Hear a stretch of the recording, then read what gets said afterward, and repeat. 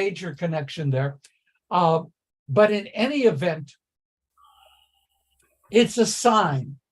Workman's Circle, very committed to Israel, broke with the Conference of Presidents. Okay, Howard, and then we're going to move on. I just mentioned this before, but the Workman's Circle no longer exists. It's now called the Workers' Circle. So Yeah. it's not to imply match. Did you know, for example, Howard, that in the press in the United States, they never referred to America, only referred to United States until the United States acquired territories in the Pacific. When we acquired territories, we no longer were just United States. We've had to be America. And you know what? I still call it the United States. And okay, you're right. You're right. Workers' Circle. Well, if you want to rewrite history, it's very important to change words. Yeah, I got it. You got points on that one. No question. Next. One of the problems I have been aware of for a good,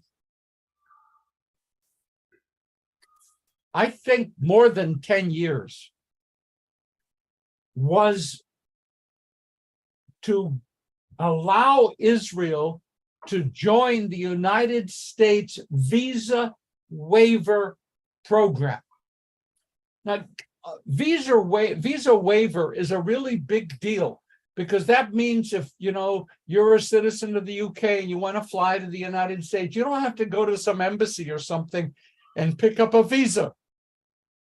You have a UK passport, you have a visa waiver built in. Israel, for over 10 years, has been trying to enroll.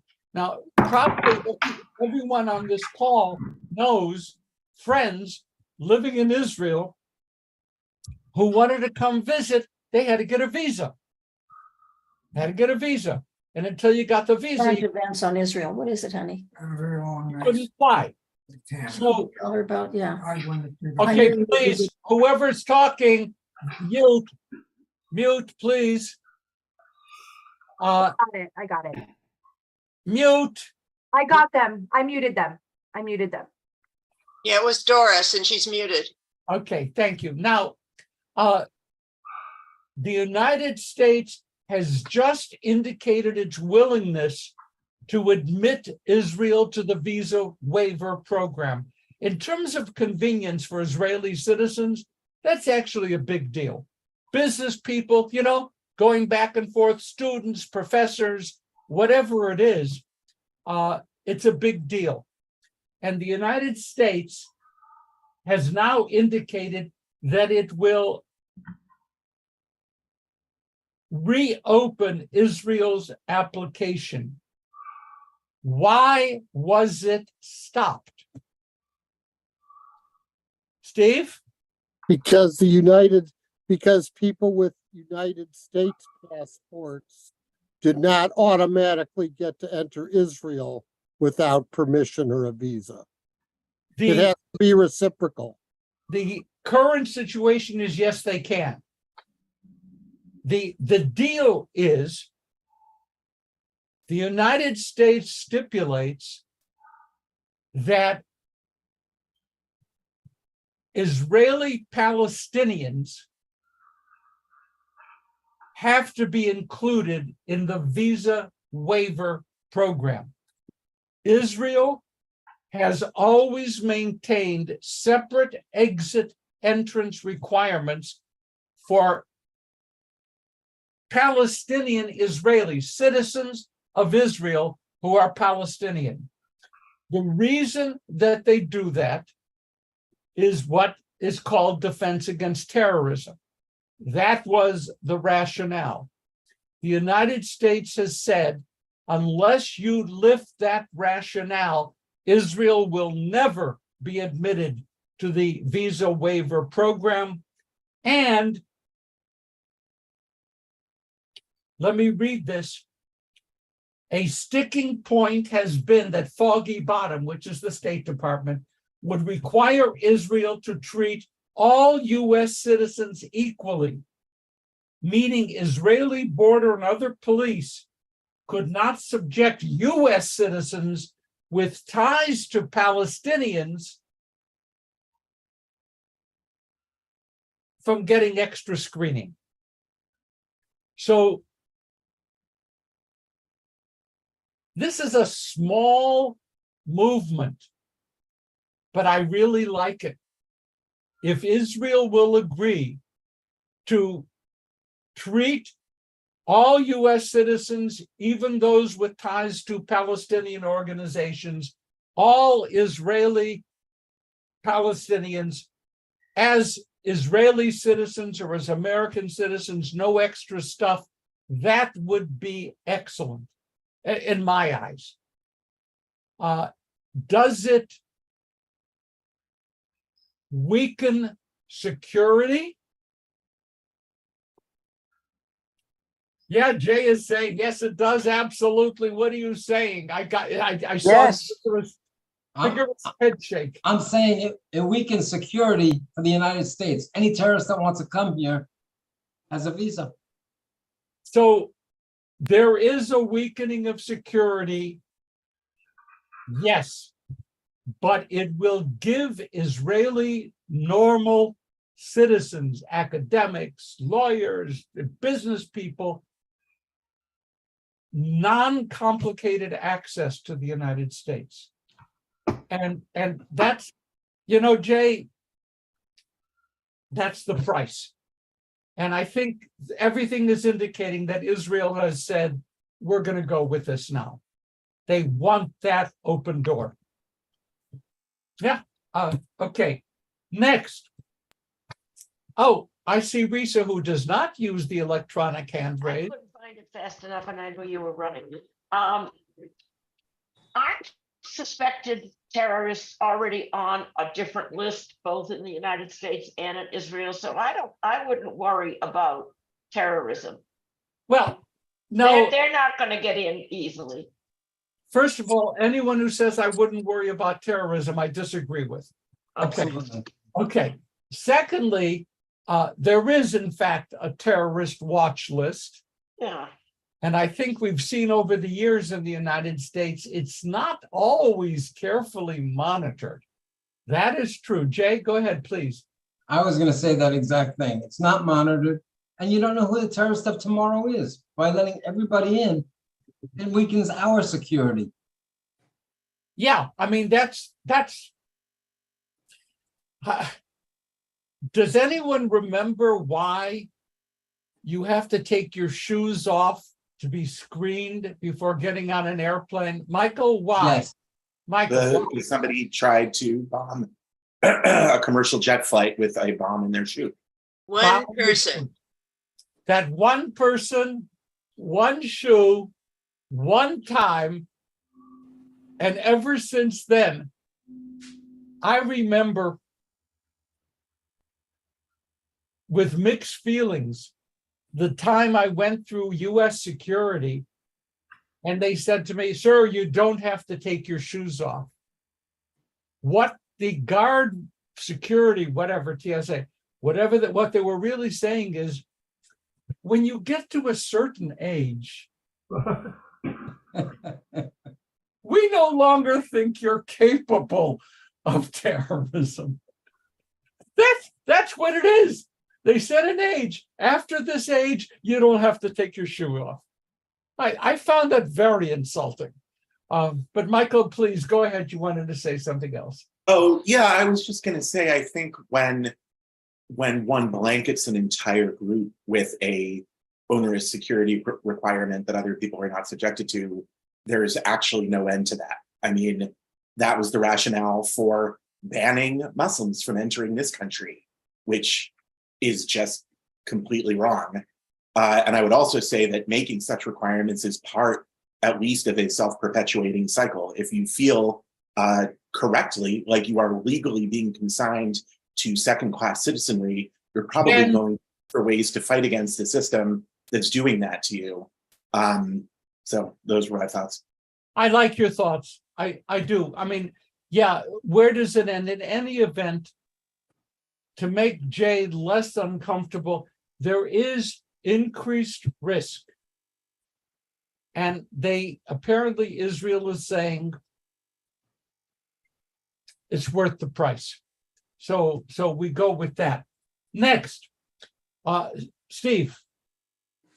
Also, if you can't ignore the fact that the kind of security there is to get on and off planes, it's not that they're throwing away all security precautions. They're getting rid of one tiny little requirement. And if you haven't done anything and you're not yet a terrorist and you're coming here because your buddies have a bunch of plastique, you probably could have gotten here anyway with a visa. I just don't see that these distinctions are all that helpful in light of all the other security issues. Yeah, I mean, security is such a complicated thing. When we were living full-time in Israel, the standard picture, you're driving into Whole Foods, Gelson's, Ralph's, whatever. You're in your car, and at the entranceway to the parking lot, 2 military police people stop every car, and they have a tool that slides under the car to view the undercarriage. Then they open the trunk, and then they let you in the parking lot. Picture that happening at Gelson's or Whole Foods, everyone coming in. But in Israel, every time you drive into a supermarket, that's what you go through. They did that at the Museum of Tolerance for many, many years. Now they still do the trunk, but not under the car. Okay, but there you go. So, I mean, security, you do what you can. Howard? We were talking about the Zionist Organization of America versus other Zionist organizations or pro-Israel organizations, and I don't believe I ever mentioned the ZOA today. No, a couple of weeks ago. It came up. But they have come up today with a statement saying that contrary to all the other major Zionist organizations that are saying, well, it's worth the risk because if the benefit is worth the risk, we're taking a stand that it's not worth the risk. Well, they're opposing the waiver thing. Yeah, exactly. Okay, I didn't know that. Yeah, it just happened. But Mort Klein, Risa, Mort Klein is a friend of ours. I have conservative friends. I have right-wing friends. And then there's Mort Klein. And he is so far to the right. And Mort Klein, Howard, is a personal friend of mine. Good. I like him. He is one of the few people who is always wrong. But he's a nice guy. Okay, I mean, that was an ad hominem comment. I'm not going to tell you about the time Reese and I shouldn't say it. We were going into our hotel room in Jerusalem. I think it was the Inbal. And we got the key from the desk, right? And the electronic key, and you go up and you put the key in the door and open the door. It's our room. We're paying for it. Open the door. And there was Mort Klein in bed, not clothed. And that forged a very particular relationship between us. Okay, now, the chief spokesman of the IDF has finally said that the refusal by reserve pilots to continue their reserve duty in protest against what's going on. Now the IDF is saying, in fact, it is showing some impact on Israeli military preparedness. That's no joke, right, folks? That's no joke. I mean, I guess earlier on, I was saying, how could it not impact military preparedness? When 150 or whatever it is, pilots say, we're going on vacation. Now they admit, you asked about military fitness. The IDF is ready for war, but there is limited harm in some ways. And one of the things that he specified is that the older seasoned pilots do a lot of the training of the young pilots. And that training can't take place if the older pilots aren't there. So there's a price, and I'm not saying good, bad, or indifferent. It's a price, and it's being paid. Let me ask you a question just to get general conversation going. I now constitute all of us as being part of the Military Aid Appropriations Committee of the Senate.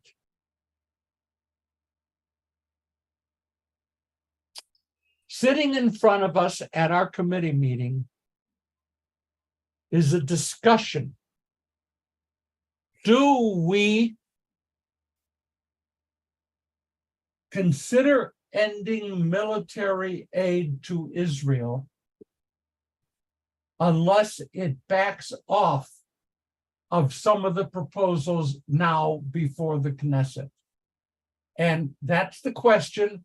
By the way, there is no right answer, folks, right? So how do you feel? How would you vote on that committee? Do you, I guess the word is condition, do you condition aid, military aid to Israel on Israel's backing down from some of the proposals regarding the judiciary currently under consideration? Harv? I think you have to set that aside and look at what's in the interest of our country, period. And one of the biggest things in the Mideast is Iran. And if we need Israel to counterbalance Iran, then the other thing will have to be set aside for a while. That's my opinion. Thank you. Steve? As I was saying a few weeks ago when we were talking about who's going to speak to the Senate and who we should talk to, I think you have to separate the two. We need Israel. That's a matter of their internal affairs. And you use diplomacy to deal with that, but I don't think you hurt world security in particular as a hammer. I actually think in some ways American Jewry should have more of a say in what goes on in that respect and the support we give to Israel than the US government does. Thank you. Please, others? Looking for your feelings, because Jay? I don't think we can get to dictate another country's government or what they're doing. So there's no, and to the pilots that are not gonna help out, if something happens, I would hope they would change their mind and fight. Otherwise, I'd strip them of the citizenship.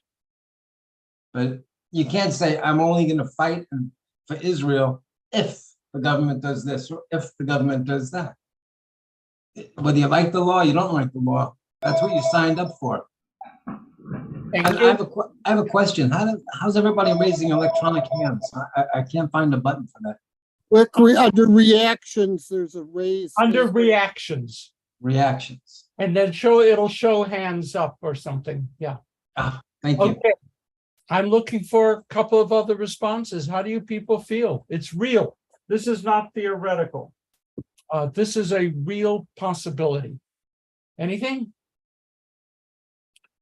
Going once, going twice.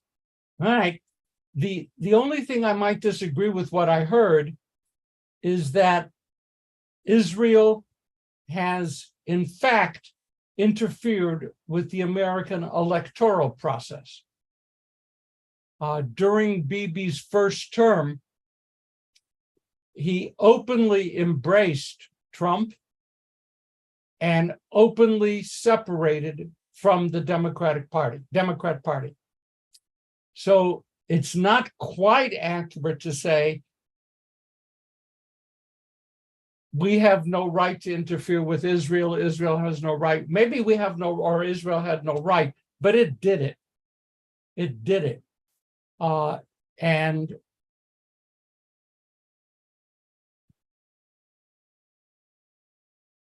people are saying conditioning aid is the only thing the United States can do to force Israel back from the precipice. And there are other people who say, like Harv and Jay, Steve, that in fact, we must do nothing to cripple Israel's military preparedness. Okay, Howard? I would put forward that this is a political issue, political question. You can make good arguments either way. I don't know why we're giving money to Israel in the first place, but on the other hand, I don't know why we're telling them what to do.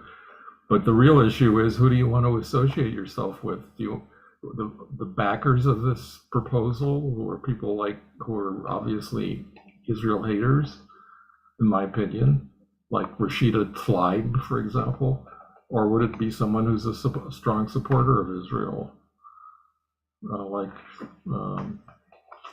Okay. Schumer. Yeah. Okay. Michael? Yeah, I do have to say, I didn't chime in before because I'm of two minds and I still am. I do like the idea of applying leverage to try and force change in Israel. And I don't feel that it's an improper anything because it's our money and it's not dictating anything to Israel to say, we're not going to give you the money anymore. It's simply not giving something that we used to, and then it's up to them to do or not do what they will. However, on the other hand, and to the point just being made, I think there are probably many nations right now getting money from the US that are achieving nothing like democratic standards, human rights standards, and so forth. And there is a major double standard in saying, well, Israel, you are the only state to whom we are going to deny the military aid we were formerly providing because we don't like your approach to democracy, which strikes me as similar to the people who say, in the face of human rights abuses all over the world, well, Israel is the only state that doesn't deserve to exist as a state on account of their behavior. It's definitely a double standard. I just want to mention that we've talked in this group before about the Abraham Accords. The Arab states that have signed on to the Abraham Accords during the Trump administration never would have signed on if they didn't get a handout of US money, period. And as far as I was concerned, money well spent. But yes, and the states that we gave money to don't even know how to spell democracy. And nevertheless, the United States bought their participation in a very important peace process and bought it. By the way, right now, there is a lot of political movement to bring Saudi Arabia into the Abraham Accords.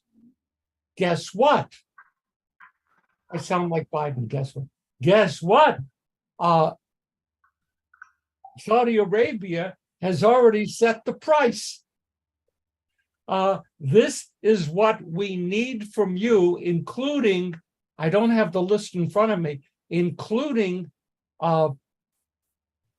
nuclear power for civilian purposes, and a bunch of other stuff.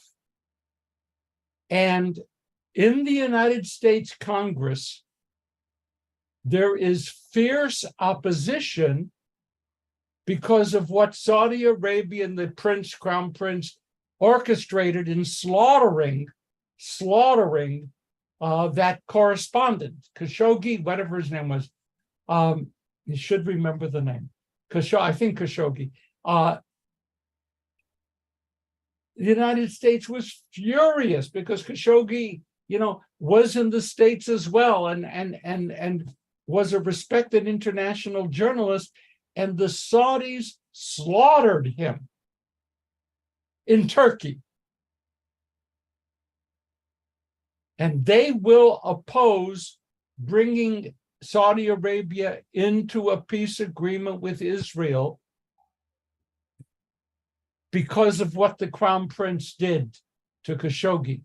It's a complicated world. Jay? I had a couple of points.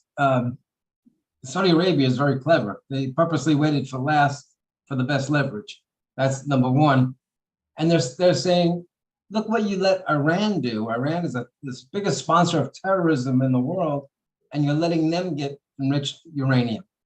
We're your peaceful neighbor and friend. Why don't you let us have the same nuclear powers?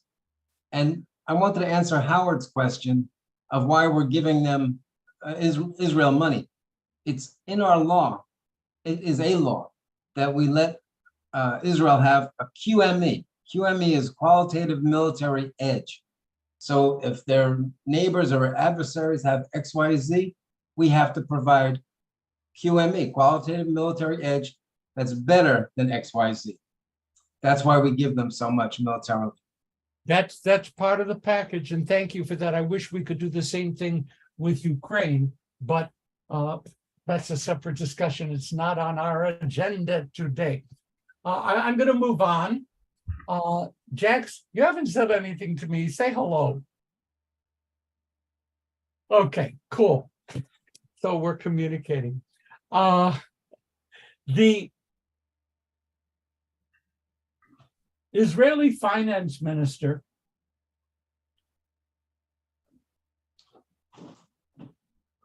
has this past week denied the request from the interior minister to transfer millions of shekels earmarked for Arab municipalities. The amount is about $55 million, or I can tell it in shekels, 200. It's been 4-1, 3-7, whatever, 4-1 shekel dollar. And Israel, under the previous coalition government, had agreed that it was going to work to upgrade infrastructure, schools, medical in Arab villages in Israel. And they agreed that to do it, they would transfer $55 million. So that was an agreement made by the government. This week, the current Israeli finance minister, whose name is Smotrich, has said, deal's off. I know we promised, ain't gonna happen. And I will tell you that the response in Israel has been horrible. Anger at the government, again. They had an agreement. Everyone knows, just like we know in the United States, we know where there are pockets in the United States that do not receive the same level of federal and state funding and financing and support that most other places do. The agreement was, we're going to start working in the Arab sector in Israel, Israeli citizens, to begin repairing that. And now Smotrich said, well, we allocated the money, so now I'm going to find another use for it. And that was the end of that conversation. Any thoughts, or if not, we can move on. And this stuff is happening, and it affects the quality of life in Israel. It absolutely does. Absolutely does. Hi, I'm Diane. You haven't said hello either. Hi. Okay. Okay. Harv. I would say a lot of this is the result of the Israeli Arabs not voting in the last election, not voting in numbers anyways. And if you want to be represented, you got to vote. That's simple. I'm not agreeing with Smotrich at all, but what I'm saying is it's a direct result of what the Arab population, Israeli Arab population, did in the last election by not showing up. It's simply not only not showing up, but not showing up in an organized fashion. That is to say, leadership said, don't participate. And we noticed that explicitly in Jerusalem, where if the Arab citizens of Jerusalem would vote, they would totally change the living situation of Arab citizens of Jerusalem. Okay, I see Michael and then Steve. Completely acknowledging that last point, but also just going to say flat out, it's not Jewish. We don't have second-class citizenry. Torah is very clear about this. The stranger in the land, and I mean, obviously some would argue over who is the stranger in the land, but at the least, there are two groups of people in the land at minimum. And we as Jews are not supposed to be saying we have more rights than you do, period. Thank you, Steve. Alienating a group of people is never good for the health of the country.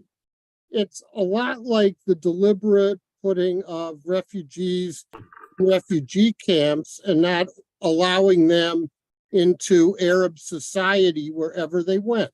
You end up with a very hostile and sometimes justifiably hostile group, and it's bad for the security of the country. And it's, again, it's everything it seems this government is doing is to undermine the fundamental democratic nature of the country, which is, if they're just like the other countries in the region in reverse, they're not a democracy, and that really doesn't help further world peace. It's just bad from every point of view. Any other comments? Any other comments? Okay, all right. Obviously, I agree. Obviously, I agree. I think it's a terrible mistake. But Michael, you had something, you posted something I didn't see. Oh, no, that's don't. Oh, couldn't agree more, Steve. You didn't want me to see that anyway. Okay. I'm reading your private emails. No, it wasn't private. Okay, now, just for the sake of fun,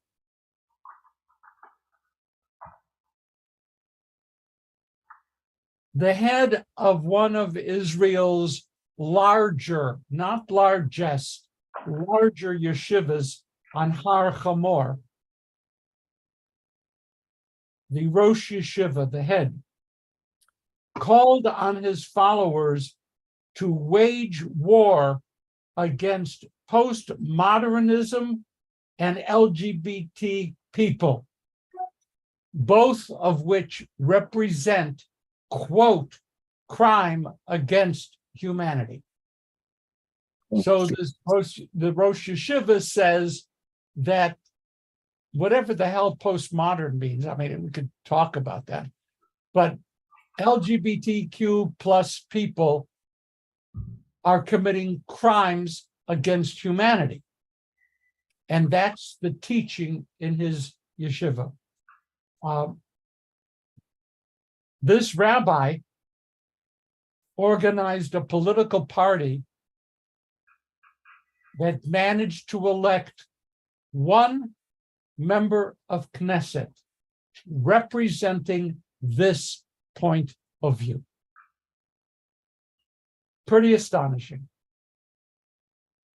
And that one minister in a government that Bibi needs every vote he can get has been made a deputy minister in the cabinet.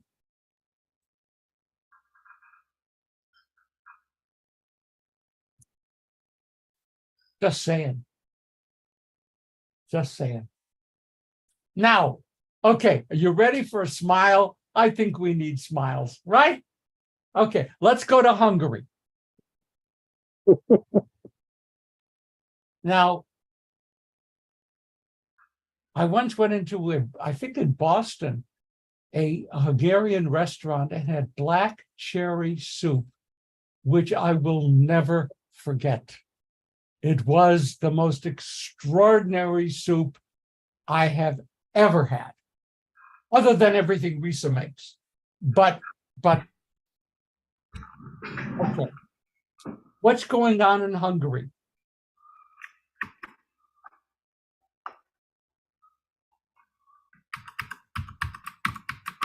A religious stream of Judaism is pushing out the leadership in other Jewish institutions in Hungary and replacing that leadership with people of their own. It is an organized takeover of the Jewish communal structure in Hungary. The name of the invasive species is Chabad. Chabad is moving in an organized fashion to usurp organizations that are part of the Orthodox Jewish community of Hungary, taking their government funding and their real estate, having convinced the Hungarian government that they are the authentic Jews. I thought that would be good for a smile. I didn't see a lot of smiles, but there it is.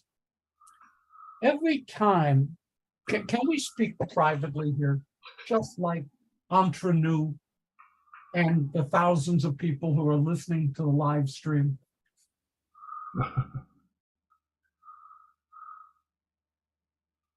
I used to be an outspoken opponent of Chabad. Until one day I realized that I was furious with Chabad for doing what Reform and conservative Jews don't do, to heavily invest in worldwide efforts to build up, sustain, and develop Jewish communities wherever they are. For me, to consider this miserable example of overreach of whatever it is, and to fault Chabad forces me to ask, yeah, they're bad people. What are we doing to strengthen the Jewish community in Hungary or elsewhere around the world. We have the World Union for Progressive Judaism. How many people know about that organization? 3, 4. Okay, no one's faulting you for not knowing. That's the international arm of the reform movement that has been tasked, okay, not with taking over property, but tasked with helping to develop Jewish life in all kinds of places. With some notable exceptions, I think I can fairly say that they are not wondrously successful. Is that okay, Risa? Is that okay? I'm walking a tight line here. Yeah, very tight. Very tight. Well, So I think I would somewhat disagree, and I think their leadership would disagree. Steve, have- are you asking me to call upon you? Oh, yes, please. Okay, Steve, yeah, what do you want, bud? They have modest means, not the support, not the organization. They've been successful in places. They're very committed and try very hard. Yes. I Yes. don't think it's fair to fault them for being less successful. Chabad, I mean, they do these telethons. They get support that's unbelievable. I don't know how or why. If the World Union had that kind of resources, they probably could be equally successful, and maybe more so because they're not peddling this, type of Orthodox Judaism Careful. that, they bring. At times they're almost like a cult. We were once at a Seder with a bunch of Reform Jews, and a group of people had their kids at the Chabad kindergarten, and they were so accepting and so open, and you could do anything, and they were loving. And a few years later, maybe they would find out the Chabad agenda. So you have to be very careful, but I don't think it's fair to be so critical of the World Union. Okay, well, that's fine. That is absolutely fine. And let me be very clear, there are some parts of the world in which the World Union has made significant and important contributions. Opening synagogues, developing camps, developing youth programs. Yes, yes, and yes.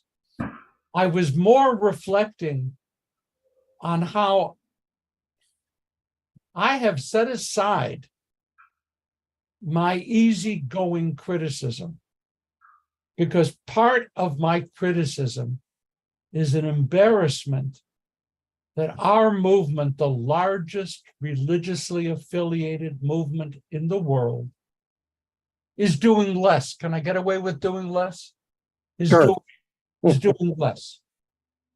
Jay. I was curious what Steve meant when he said Chabad's agenda. It was almost an insult the way he said it. When you say somebody has an agenda, it's a negative thing. So I wanted to ask Steve what the agenda was. The agenda is to promote ultra-Orthodox Judaism, which is not the type of environment they use to recruit people. Can you say that one more time? I'm sorry.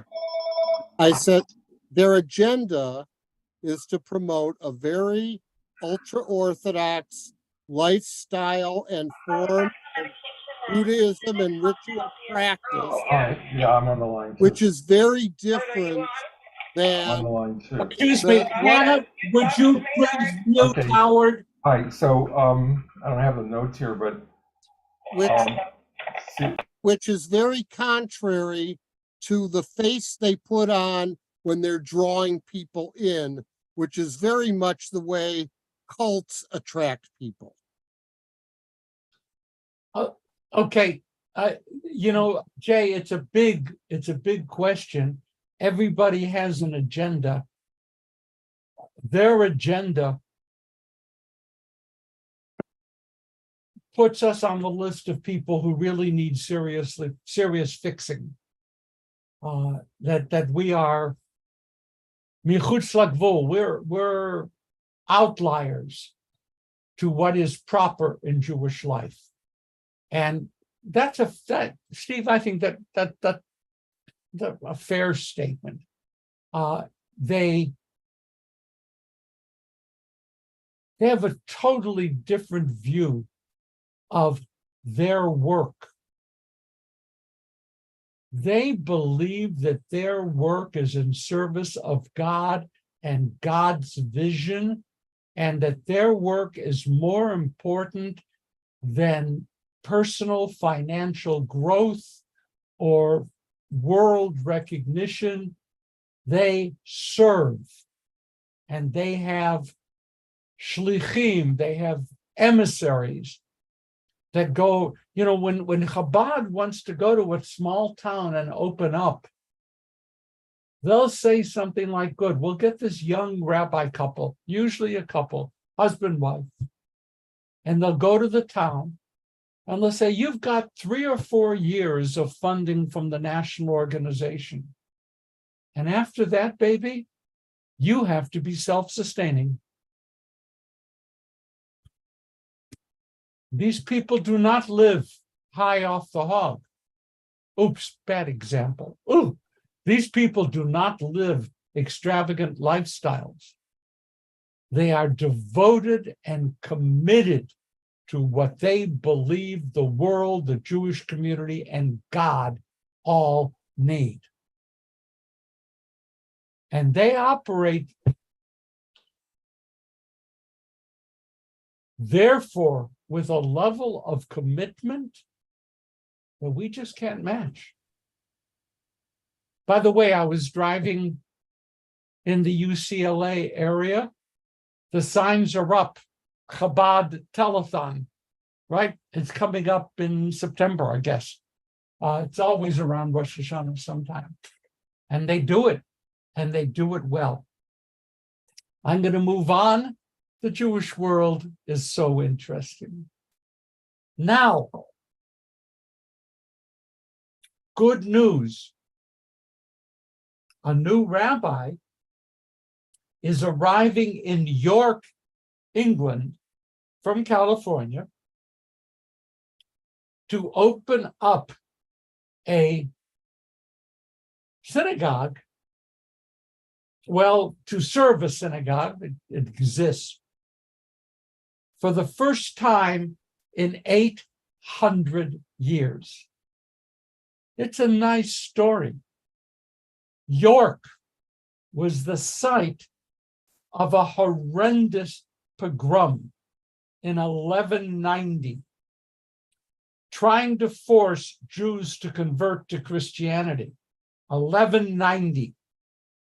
York's Jews sought refuge in a tower in the king's castle. The castle tower was surrounded, and they all killed themselves. That was the end of the organized Jewish community in York. Now, York has 100 members affiliated with the Reform movement, probably through the World Union. And Rabbi Elisheva Salomo is now taking over. How many people committed suicide? About 150.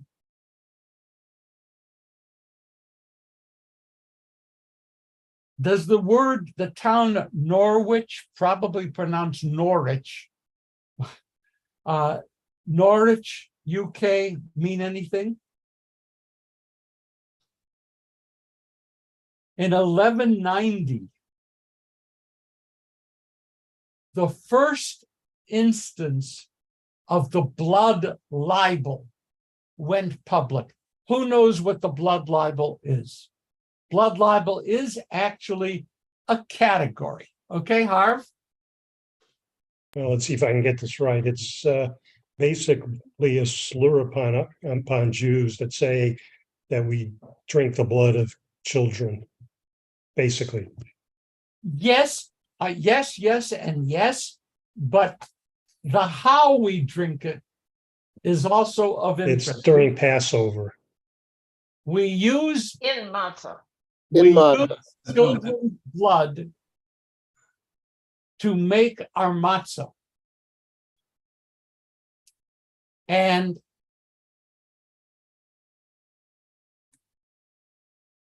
now Norwich is going to become the site of a Jewish heritage center, probably also with the support of the World Union. The world turns, folks, right? York, Norwich, blood libel. How did the notion of blood libel get into Christian heads?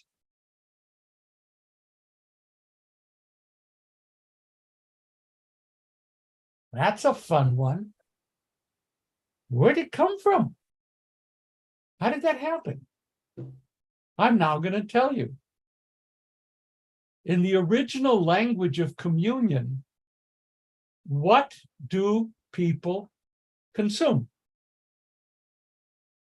The body and blood of Christ. Ah, the body and blood of Christ.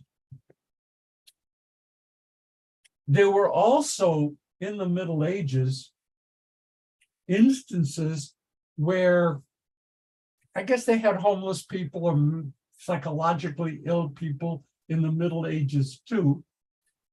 And there were instances where these people would break into church sanctuaries and stab the host, the wafer, and run out screaming because the host began to bleed. So they said.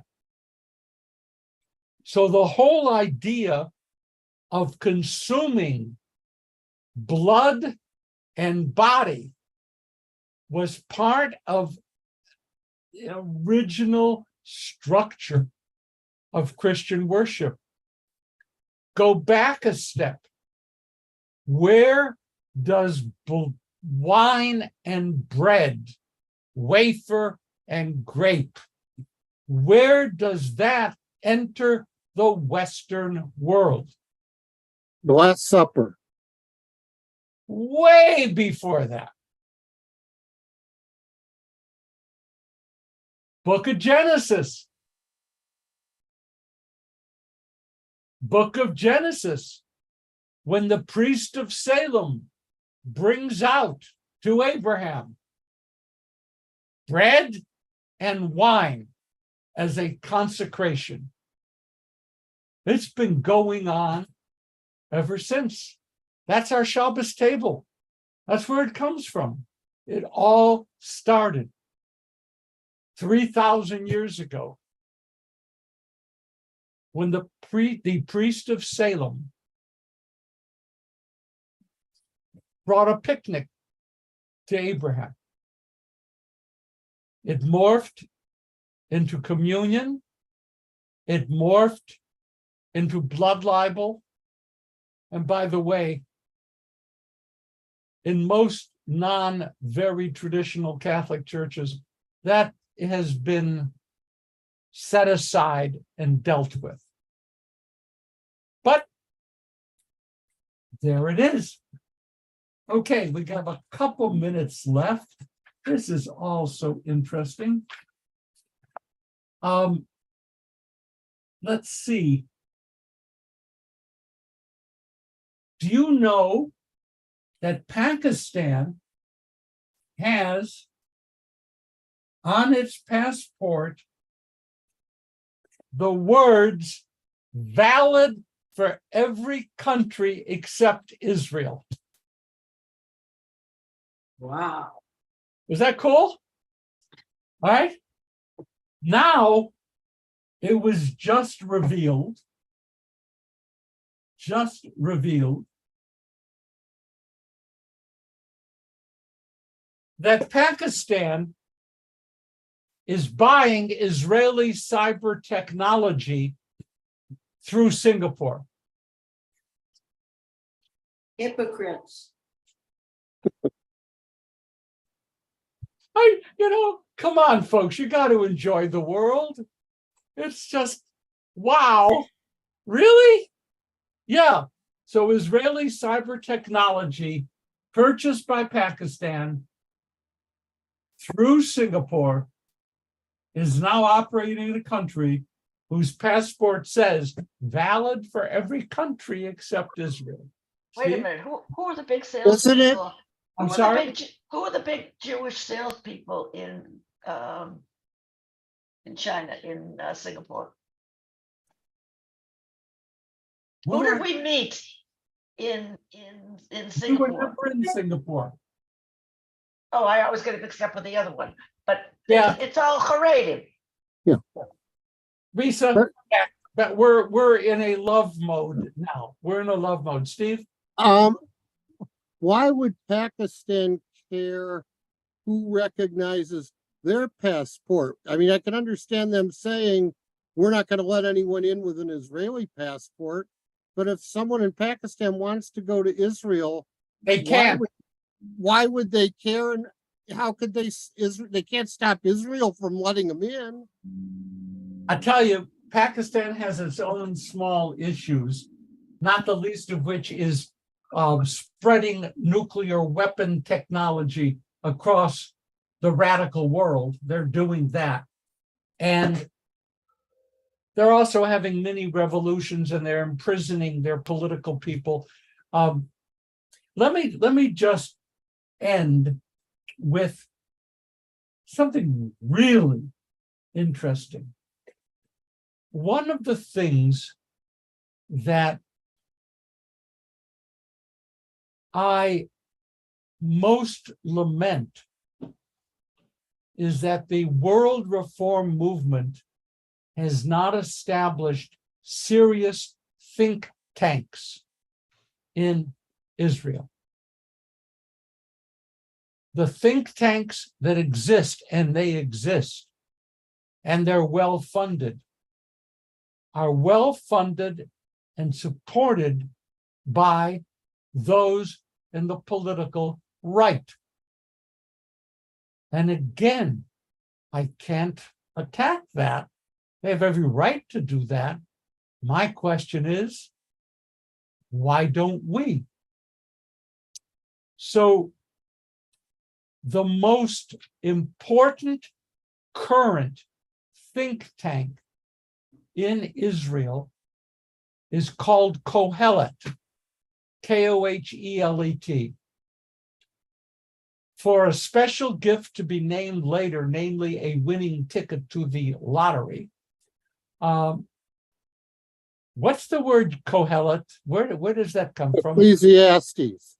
Ecclesiastes. The Hebrew name of Ecclesiastes is Kohelet.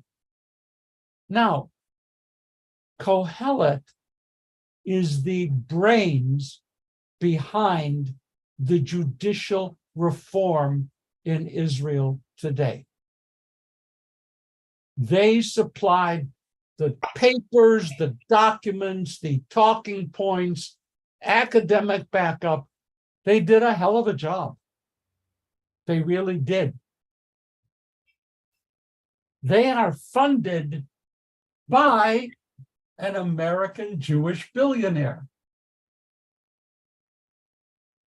His name, not familiar to me, is Danchik.